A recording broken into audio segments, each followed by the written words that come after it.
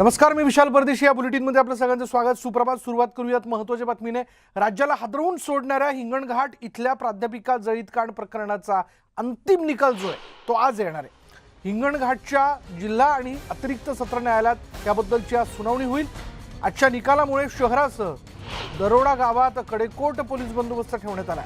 आजच्या निकालाकडे सर्वांचं लक्ष लागलंय. त्यामुळे बरोबर 2 वर्षांपूर्वी झालेलं हे प्रकरण, ही घटना, याबद्दलचे तीव्र पडसाद उमटले होते. दिवसाढवळ्या एका प्राध्यापिकेवरती एका व्यक्तीने पेट्रोल टाकून तिला जाऊन टाकलं होतं.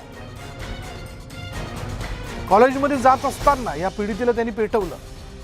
एकतर्फी प्रेमातनं हा सगळा प्रकार घडला होता आणि 10 फेब्रुवारीला अखेर या पीडितेचा मृत्यू झाला. ही पीडिता साधारण त्यामध्ये 80% भाजली होती आणि या प्रकरणात आरोपी विकेश नगराळेला अटक करण्यात आली. सरकारकडून उज्ज्वल निकम यांची नियुक्ती करण्यात आली. फास्ट ट्रॅक कोर्टामध्ये या प्रकरणाचा निकाल जो आहे तो लावण्यात आलेला आहे.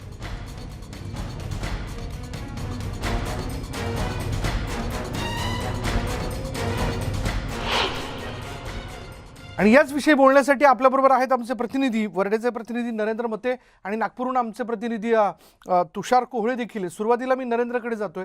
नरेंद्र, बरोबर 2 वर्षांपूर्वी हा सगळा प्रकार घडला होता, ज्याच्याबद्दल हळहळ व्यक्त करण्यात आली. म्हणजे एकतर्फी प्रेमातनं हा सगळा प्रकार घडलेला होता. अखेर आज त्याचा निकाल लागतोय.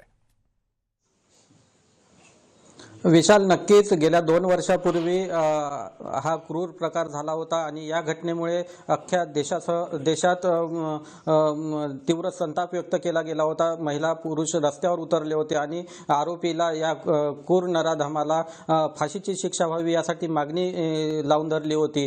आणि सरकारने दखल घेत सुद्धा फास्ट ट्रॅक कोर्टामध्ये हा खटला चालविण्याचं कबूल केलं होतं आणि कायदेतज्ञ उज्ज्वल निकम यांची नियुक्ती सुद्धा केली होती. आज आपल्या भावना व्यक्त करण्यासाठी पीडितेचे कुटुंब आहेत आणि त्यांच्या सुद्धा भावना आजही संतप्त आहेत. कोरोनाचा काळ गेला, त्या काळामध्ये ही सुनावणी लांबली होती. आज तिचं पीडित कुटुंब आहेत, पीडितेचं कुटुंब आहे, त्यांच्या भावना काय आहेत त्या आपण जाणून घेणार आहोत. तिचा भाऊ आहे, तिची आई आहे, वडील आहेत. दादा, काय सांगाल, काय भावना आहे तुझी? माझी भावना आणि इच्छा अशीच आहे की न्यायालय आज त्याला, त्या आरोपीला कठोरात कठोर शिक्षा देईल, त्याला मृत्यूदंडाची शिक्षा मिळेल अशी मला न्यायालयाकडून आज अपेक्षा आहे. काय भावना आहे? तुझी बहीण गेली, करती एक बहीण गेली, आज तुझ्या पाठीराखी गेली, काय सांगशील? माझी 2 वर्ष झाले या घटनेला आणि असा एकही दिवस नाही गेला की मला आठवण नाही आली बा म्हणून. प्रत्येक क्षणी तिची आठवण यायची. जिथे मी कुठे अडायचो, मला काही समजायचं नाही, घरामध्ये कोणाला विचारायचं, अशा प्रकारची अशा स्थितीमध्ये मला नेहमी तिची आठवण यायची. आणि असं व्हायला नको पाहिजे होतं. समाजाला खूप अशी म्हणजे व्याकुळ करणारी घटना आहे, अशी व्हायला नव्हती पाहिजे. करती मुलगी गेली, एक आधार गेला, काय सांगाल? ज्यांच्या घरी हा प्रकार घडतो त्यांनाच कळतो. हा प्रसंग महाराष्ट्रातील कोण्याही लेकीवर होऊ नये असा. कारण त्याला, आरोपीला ही न्यायालयाने कठोरात कठोर शिक्षा द्यावी, तरच आपल्या महाराष्ट्रातील लेकीवर असा अन्याय होणार नाही. माझ्या मुलीला जर न्याय मिळाला नाही तर समोर खूप अशी गुंडागिरी वाढेल, भर चौकात, भर रस्त्यावर हत्या होईल आणि हा महाराष्ट्राला हादरा देणारी घटना होती. पूर्ण महाराष्ट्र रस्त्यावर आला होता. आपल्या मुलीला न्याय मिळाला पाहिजे आणि समोर आपल्या मुलीवर असा अत्याचार होऊ नये म्हणून पूर्ण जनतेची ही मागणी होती का आरोपीला खूप कठोर शिक्षा व्हावी. नरेंद्र, मला या आईला विचारायचं आहे, मला या वडिलांना विचारायचं आहे. या आईने आपला पोटचा गोळा गमावला, घरातली करती लेक गमावली आणि आपण बघतोय निर्भयाचा प्रसंग असेल, कोपर्डीची घटना असेल आणि आता ही घटना. या प्रकरणामध्ये एकच मागणी आहे की कठोरातलं कठोर शिक्षा केली जावी. पण या आईचं काय म्हणणं आहे की अशा घटना पुन्हा होऊ नयेत यासाठी काय केलं पाहिजे, म्हणजे त्या आईला आणि वडिलांना काय वाटतंय? तुम्हाला काय वाटतं की अशा घटना घडल्या नाही पाहिजे म्हणून? अशा माझ्या एकुलत्या एक मुलीवर असा माझ्या एकुलत्या असा अन्याय होऊ नये, दुसऱ्या महाराष्ट्रातील माझ्या अजून दुसऱ्या लेकीवर असा अन्याय होऊ नये म्हणून याला आता देशात नवीन शक्ती कायदा तयार केला आहे. त्या आधारे माझ्या मुलीला न्याय मिळेल अशी माझी न्यायालयाकडून अपेक्षा आहे. आज तुमचा पोटचा गोळा गेला, 2 वर्ष झाली आहेत. आज 2 वर्षाच्या आधी 1 दिवसाआधी हा निकाल येत आहे. काय भावना आहे, काय सांगा तुम्ही? गेली 2 वर्ष झाले माझ्या मुलीवर जे अत्याचार झालेला आहे हे तर मी कधी विसरू शकणार नाही. आणि दररोज मला त्या माझ्या मुलीची एक आठवण येते. बाकीच्या मुलीकडे पाहिलं तर मलाही असं वाटते की बाबा माझी मुलगी असती तर मला असं एवढं मोठं दुःख नसतं झालं. आणि अशी हे जे क्रूर हत्या केली त्यांनी चौकामध्ये, या क्रूर हत्याराला जास्तीत जास्त कठोर शिक्षा द्यावी आणि न्याय देवता ही कठोर शिक्षा देतील अशी आमची कुटुंबाची आणि समाजाची सुद्धा अपेक्षा आहे. आणि शिक्षा जर झाली तर हा संदेश समाजाला पोहोचेल आणि गुंडगर्दीची हे प्रवृत्ती कमी होईल. नाही तर ही अशी वाढेल, जर त्याला जर शिक्षा झाली नाही तर हे वाढेल.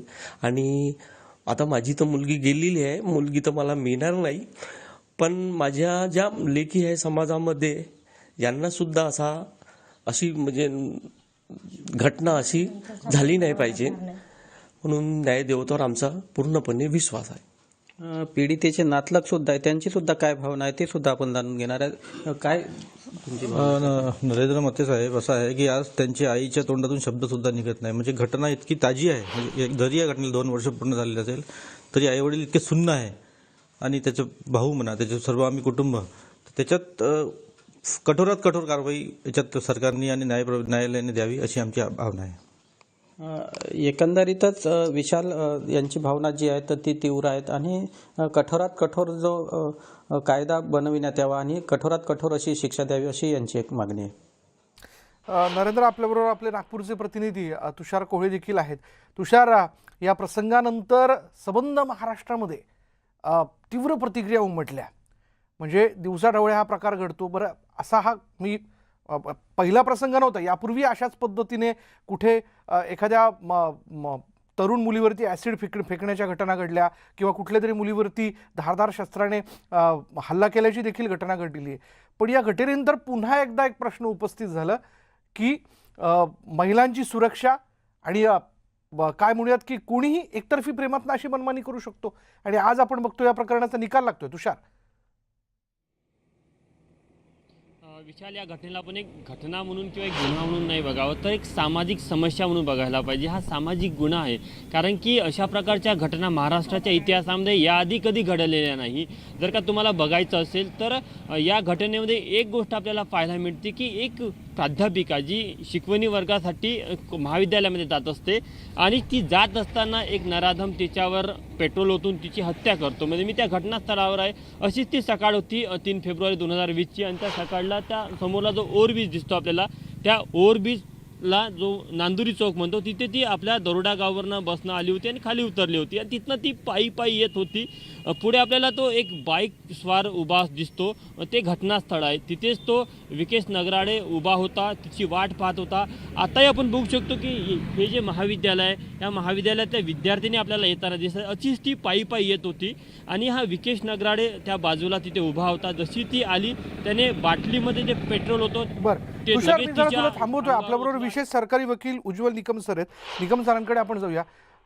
उज्ज्वल निकम सर, या सगळ्या प्रकरणामध्ये अत्यंत पोटतिडकीने आपण पीडितेची बाजू मांडली. वर्ध्यातील हिंगणघाट प्रकरणाचा आज निकाल येतोय.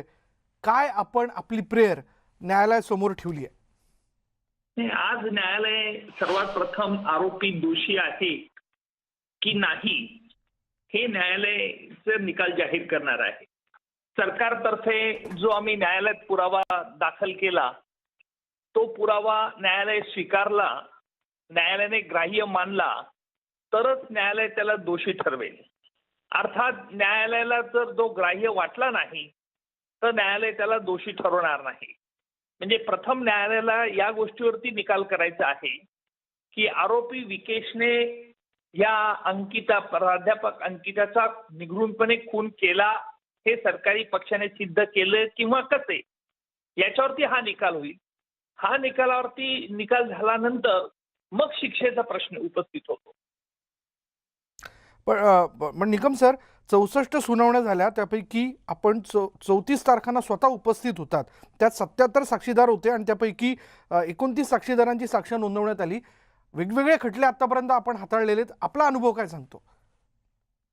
नाही, हा खटला आम्ही जलद गतीने चालवण्याचा प्रयत्न केला आणि परंतु मध्यंतरी न्यायाधीशांची बदली झाली, त्याच्यामुळे काही काळ खटल्याचं काम रेंगाळलं. त्याच्यानंतर कोविड सुरू झाला. तरी कोविडच्या काळामध्ये आम्ही प्रत्यक्ष आभासी पद्धतीने ह्या खटल्याची सुनावणी आम्ही काही घेतली. काही टेलिफोनच्या अधिकाऱ्यांची पुरावा देखील आम्ही आभासी पद्धतीने नोंदवला. बचाव पक्षाने देखील चांगलं सहकार्य या खटल्यामध्ये केलं. त्यामुळे या खटल्याचं कामकाज आम्ही लवकरात लवकर संपवू शकलो. अनेक खटले आतापर्यंत आपण हाताळलेले आहेत, पण यामध्ये कशा प्रकारचं आव्हान होतं? संपूर्ण विदर्भामध्ये अशा प्रकारची क्रूर घटना, माझ्या मते एका तरुण सुशिक्षित प्राध्यापिकाला जाळून टाकायची घटना भर दिवसा ती प्राध्यापिका कॉलेजला जात असताना घडली असल्यामुळे साहजिक जनसंताप होणं साहजिक होतं आणि त्यामुळे विदर्भाच्या दृष्टिकोनातून हा एक महत्त्वाचा खटला आहे असं मला वाटतं. सर, आणखीन एक यामध्ये मुद्दा आहे की निर्भया असेल, कोपर्डी असेल आणि आता ही हिंगणघाटची घटना आपण बघतोय, अशा घटना वारंवार घडताना दिसत आहेत, म्हणजे स्त्री अत्याचाराच्या. यापुढे कोणाचीही अशा प्रकारची कृत्य करण्याची हिंमत होऊ नये यासाठी नेमकं काय करायला हवं, हा नेहमी प्रश्न आपल्याला विचारला जात असेल. कायदा नुसता कठोर करून चालत नाही, तर कायद्याची अंमलबजावणी देखील, म्हणजे शिक्षेची अंमलबजावणी देखील ही त्वरित व्हायला हवी. कोल्हापूरचा बाल हत्याकांड खटला मी जवळजवळ 18 ते 20 वर्षापूर्वी चालवला होता. तेथील त्या 2 आरोपी स्त्रियांना फाशीची शिक्षा सर्वोच्च न्यायालयापर्यंत कायम राहिली. राष्ट्रपतींनी दयेचा अर्ज फेटाळला, परंतु ती फाशीची शिक्षाचा हा निर्णय, राष्ट्रपतींनी दयेचा अर्ज फेटाळण्याचा निर्णय, त्यानंतर येणारं ब्लॅक वॉरंटची अंमलबजावणी न त्वरित होणे, या कारणामुळे ती फाशीची शिक्षाची तब्दिली ही जन्मठेपेत झाली. त्यामुळे कठोर शिक्षेचा उपयोग फक्त त्या गुन्हेगाराला शिक्षा नाही, तर समाजा अशा प्रकारची हिंसक कृत्य इतरांनी करू नये म्हणून इतरांना धडा हा महत्वाचा हेतू असतो. परंतु जर शिक्षेची अंमलबजावणी लवकर झाली नाही तर तो सफल होत नाही. त्याच्यामुळे एकदा न्यायालयाने शिक्षा ठोठावल्यानंतर त्या शिक्षा सर्वोच्च न्यायालयात कायम झाल्यानंतर तिची अंमलबजावणी त्वरित व्हायला हवी. त्याच्यात जर वेळ गेला असेल तर निश्चित त्याचं देखील ऑडिट व्हायला हवं. उज्ज्वल निकमजी, शक्ती कायद्याबद्दल मोठी चर्चा आहे आणि अर्थात त्याची लवकरात लवकर अंमलबजावणी व्हावी अशी मागणी देखील होताना दिसते. याबद्दल आपलं काय मत आहे? शक्ती कायदा राज्य सरकारने केलं हे एक चांगलं पाऊल आहे, परंतु या कायद्यामध्ये देखील संशोधन करणं हे महत्वाचं आहे आणि हा संशोधन सध्या आता हा कायदा केंद्र सरकारच्या संमतीकरता माझ्या मते प्रलंबित आहे. शक्ती कायद्यातील काही कलमे खरोखर स्त्रींच्या अत्याचाराला कमी होण्यासाठी मदत होईल असा मला विश्वास आहे, परंतु शक्ती कायद्यामध्ये देखील संशोधन काही प्रमाणात व्हायला हवं. धन्यवाद आमच्याशी बोलल्याबद्दल. आपल्याबरोबर विशेष सरकारी वकील उज्ज्वल निकम होते. त्यांनी या सगळ्या प्रकरणामध्ये आत्तापर्यंत नेमक्या काय घडामोडी घडल्या याविषयीची माहिती दिली आणि हेही त्यांनी सांगितलं की आज न्यायालयामध्ये आत्तापर्यंत वेगवेगळ्या सुनावण्यांमध्ये जे काही पुरावे न्यायाधीशांसमोर ठेवण्यात आले, न्यायालयासमोर ठेवण्यात आले, त्या अनुषंगाने आज न्यायालय हा आरोपी दोषी आहे की नाही, आरोपी आहे की नाही याबद्दलचा निकाल देईल आणि त्यानंतर शिक्षा नेमकी काय त्याला दिली पाहिजे याविषयीची प्रक्रिया जी आहे ती पार पडेल. पण आपण नुकतंच पीडितेच्या आईवडिलांशी बोललो. त्यांनी न्यायालयाकडे अपेक्षा व्यक्त केली आहे की त्याला कठोरातली कठोर शिक्षा म्हणजे मृत्यूदंड व्हावा अशी मागणी त्यांनी केली. पुन्हा एकदा जाऊया तुषारकडे. तुषार, तू त्या ठिकाणी आहेस ज्या ठिकाणी दिवसाढवळ्या ही प्राध्यापिका तिथून त्या कॉलेजमध्ये जात होती. ती बसमधनं नुकतीच उतरलेली होती आणि तिच्यावरती पेट्रोल टाकून तिला जाळण्याचा प्रकार घडला. निश्चितच विशाल, मी परत तुम्हाला एकदा दाखवण्याचा प्रयत्न करतो तो घटनाक्रम. तर का तुम्ही बघितलं त्या 2 मुली आपल्याला येताना दिसतात त्या देखील याच महाविद्यालयातल्या विद्यार्थिनी ज्या महाविद्यालयात जात आहेत, तशीच ती देखील प्राध्यापिका समोरच्या त्या नांदोरी चौकातनं आपल्या गावून दरोडा गावून आलेली होती आणि तिथे उतरून ती पायी येत होती. तोच घटनास्थळ आहे जिथे आपल्याला त्या 2 मुली पाहायला मिळतात. तिथेच तो विकेश नगराळे थांबलेला होता आणि जशी ती पीडित प्राध्यापिका त्या घटनास्थळावर पोहोचली तेव्हा त्याने तिच्यावर पेट्रोल टाकलं आणि मग शेजारच्या आजूबाजूचे जे घर आहे त्या शेजारच्या लोकांनी तिला विझवण्याचा प्रयत्न केला, तिला विझवलं आणि नंतर मग तिला उपचारासाठी नागपूरच्या ऑनसिटी रुग्णालयामध्ये पाठवण्यात आलं. नंतर मग सर्वांना माहिती आहे की 1 आठवड्यानंतर तिचा मृत्यू देखील झाला. पण अशीच ती सकाळ होती. ह्या बाजूला जो रोड जातो आपल्याला की इथेच हे मातोश्री आशाताई कुणावार महाविद्यालय, हे महाविद्यालय देखील आपण बघू शकतो. म्हणजे अगदी महाविद्यालयाच्या 25 मीटर अंतरावर ही संपूर्ण घटना घडलेली होती आणि या घटनेने अनेक प्रश्न, म्हणजे आताच आपण बघितलं की उज्ज्वल निकम सर देखील म्हणत होते की आपल्याकडे कायदे आहे, कायदे कठोर आहे, मात्र त्या कायद्याची नीट अंमलबजावणी होत नाही. विशाल, मी तुम्हाला एक गोष्ट सांगू इच्छितो की आपल्याकडे हुंडाबंदीचा कायदा आहे. हुंडाबंदीचा कायदा असा आहे की कलम 498 अ मध्ये असं दिलं आहे की त्यामध्ये जे आरोपी असतात त्या आरोपीला सिद्ध करावं लागतं की ते निर्दोष आहे. मात्र अशा केसमध्ये आपल्याला पाहायला मिळतात की जे पीडित असतात त्या पीडितीला सिद्ध करावं लागतं की समोरची व्यक्ती आरोपी आहे. त्यामुळे ही जी एक सामाजिक समस्या, ही एक सामाजिक समस्या यासाठी वारंवार अशा घटना आपल्याला पाहायला मिळतात की आरोपींना शिक्षा होते मात्र त्याची अंमलबजावणी होत नाही. उज्ज्वल निकम सरांनी देखील ती खंत व्यक्त केलेली होती की अनेक खटल्यांमध्ये आरोपींना शिक्षा होते. आजच्या घटनेमध्ये देखील आपल्याला आज न्यायालयाचा निकाल येईल, न्यायालयाकडनं कठोरात कठोर शिक्षा दिली जाईल, मात्र तिची अंमलबजावणी कधी होईल हाच एक महत्त्वाचा प्रश्न आहे. नुसती ही घटना म्हणून याकडे बघणं गरजेचं नाही, तर एक ही सामाजिक समस्या आहे आणि यासाठी समाजामधनं देखील एक जनमत तयार होण्याची गरज आहे, एक दबाव तयार होण्याची गरज आहे. ज्या प्रकारचा दबाव आपल्याला हुंडाबळी संदर्भात जो कायदा झाला त्याच्या आधी झालेला होता, त्या कायद्यामध्ये देखील जे आरोपी असतात त्या आरोपींना स्वतःला सिद्ध करावं लागतं की ते निर्दोष आहे. त्यामुळे आज आपल्याला राज्यामध्ये या हुंडाबळीच्या घटना किंवा हुंडासाठी अत्याचाराच्या घटना खूप कमी होण्याचं कारणच ते आहे की त्या कायद्यामध्ये तशी तरतूद आहे. किंवा निर्भया संदर्भातला जो कायदा झाला त्या प्रकरणामध्ये देखील आपल्याला पाहायला मिळतं की तिथे आरोपीला सिद्ध करावं लागतं की ते निर्दोष आहे. मात्र अशा ज्या घटना आपल्याकडे जो कायदा आहे त्यामध्ये स्वतः जे पीडित असते किंवा जो पोलीस असते त्यांना सिद्ध करावं लागतं की हा समोरचा व्यक्ती आरोपी आहे. त्यामुळे आरोपी बिनधास्त असतो आणि जे पीडित असतात त्यांनाच परिश्रम घ्यावे लागतात, पोलिसांना परिश्रम घ्यावे लागते.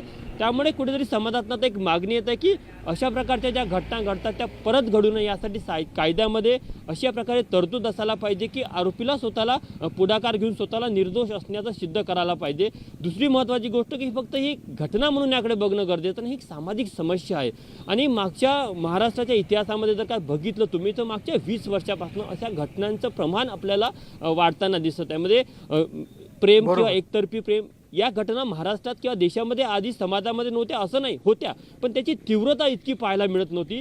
आता हळूहळू याची तीव्रता आपल्याला पाहायला मिळते आणि दिवसेंदिवस राज्यामध्ये असो देशामध्ये असो कुठे ना कुठे रोज अशा प्रकारच्या घटना घडतात. ते ही सामाजिक समस्या आहे आणि ही सामाजिक समस्या सोडवण्यासाठी सामाजिक अंगानेच त्याचा विचार व्हायला पाहिजे. समाजामधनं तशा प्रकारची एक भावना पुढे येऊन आणखी यामध्ये काय कठोरात कठोर पाऊल उचलता येईल, जे आरोपी आहेत त्यांना कशा प्रकारे लवकरात लवकर शिक्षा देऊन त्यांना शिक्षेची अंमलबजावणी करता येईल हे देखील बघणं महत्त्वाचं आहे. त्यामुळे आजचा निकाल हा अत्यंत महत्त्वाचा आहे. संपूर्ण महाराष्ट्राचं लक्ष आहे. विकेश नगराळे याला नेमकी काय शिक्षा होते हे बघणं तर महत्त्वाचं राहील. पण या निकालानंतर महाराष्ट्रामध्ये काय प्रतिक्रिया येतात, इथल्या स्थानिक महिला असेल, या महाविद्यालयाच्या विद्यार्थिनी असेल, या भागातले नागरिक असेल, यांच्या काय प्रतिक्रिया असेल हे देखील बघणं महत्त्वाचं राहील. विशाल, धन्यवाद तुषार या सगळ्या माहितीबद्दल. आमचे प्रतिनिधी वर्ध्यावरनं ते देखील आपल्याबरोबर होते, नरेंद्र मते. नरेंद्र, तुझेही धन्यवाद. आणि यात आपण थोड्या वेळापूर्वी पीडितेच्या आईवडिलांशी देखील बोललो. आपल्या सहवेदना त्यांच्या बरोबर आहेत आणि निश्चितच त्यांनी जशी अपेक्षा व्यक्त केलेली आहे की या प्रकरणातील जो आरोपी आहे त्याला कठोरात कठोर शिक्षा व्हावी याबद्दल न्यायालय विचार करेल.